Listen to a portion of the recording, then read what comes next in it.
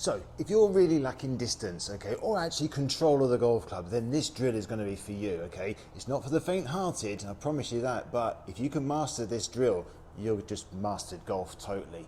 It's going to increase your distance, it's going to give you a better strike on the ball, and it's going to make golf a lot more easier than you've ever played before. So come on, let's go do it. So, I've talked about this subject plenty of times before, and it's one of the concepts that we sort of coach at Malaska Golf really, which is the lever system, okay? How do we use our levers? And I go on about this a lot. And one of the first skills that you have to learn to do is to have a free arm swing, okay? Your arms have to allow the club to pivot around your body. If you don't do that, you're never going to generate enough club head speed or power, okay? So we start off generally with golfers in doing what we call the look cool drill. We need to allow the arms to move faster than the body, okay? And we often don't see this. Now, I did a video last week where we were talking about the arms being, or arm tension and how they need to be relaxed. Well, we need to learn to hinge and rehinge the club. We need to allow the club head to swing past our body. If we don't allow that to happen, we'll never release it correctly and we'll never reach our potential in distance. So one of the greatest ways that we tend to do this is to demonstrate it by hitting off a chair. Now most people think, oh, what, you're absolutely balmy, are you?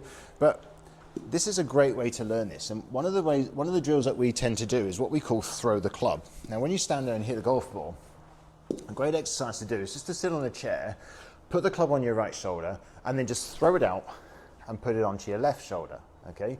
So start from here, throw it out and put it on my left. Now this motion here is the club head pivoting, okay, or hinging, okay? It hinges, unhinges, and rehinges. And I've got to learn to do that when hitting a golf ball. And that can generate maximum club head speed with less effort, okay?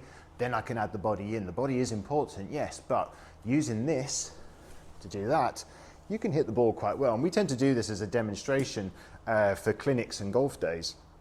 But it really highlights that you don't need to hit the ball, you know, jumping your body at it, because we see golfers trying to jump the body at it to try and hit it. Well, you can hit the ball just as far. So we generally start the session off by, I sit up to a golf ball, got my driver in my hand, set up to it, get a feel for where that should be coming, and I just basically swing through, okay? Love it, 200 yards, there we go. Going to do it again, set up to it, get a feel for where that should be coming into, hinging, unhinging, and rehinging, and back and through. There we go, that was a better one, okay? That's how we work the wrist, that's how we work the hands and arms. We're allowing that club head to hinge and pass my body. That creates maximum club head speed. So, things to look for when doing this is you're looking for what we call L to L. Is a great way to do it. You can start off by doing the throw the club, sit in a chair or stand on your knees and just literally throw the club, okay? We would then progress you then to what we call L to L. You go from L shape in the backswing, hit the ball, and then an L shape in the forward swing. I'm really looking for least body motion as possible. And yes, you can do it with the driver. I get asked a lot, can you do it with the driver?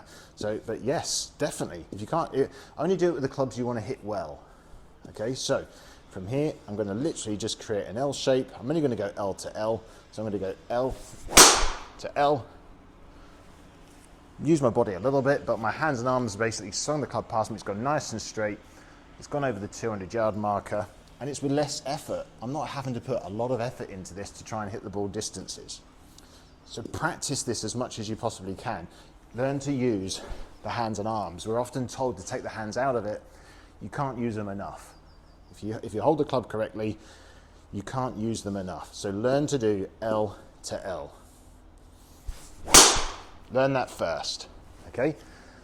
Once I've done that, then all I've got to do is add in a little bit more shoulder turn and use my body a little bit more, and that's where I've got my golf swing from. So instead of stopping here, I'm going to carry on, hit the ball, and then allow it to come up and through.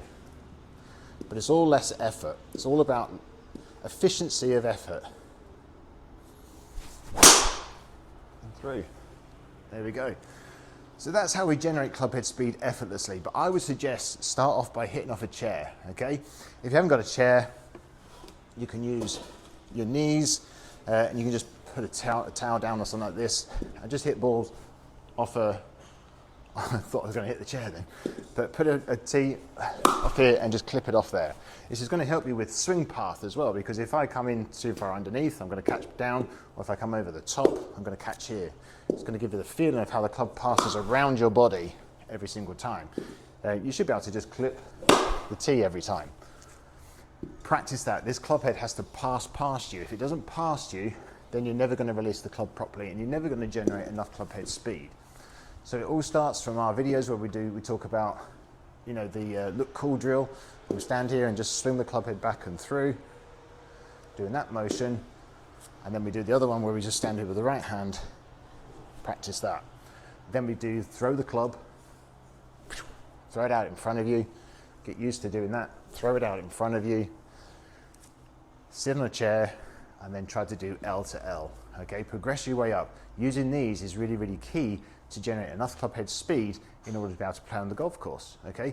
Practice it. I promise you, you will increase your distance if you do this.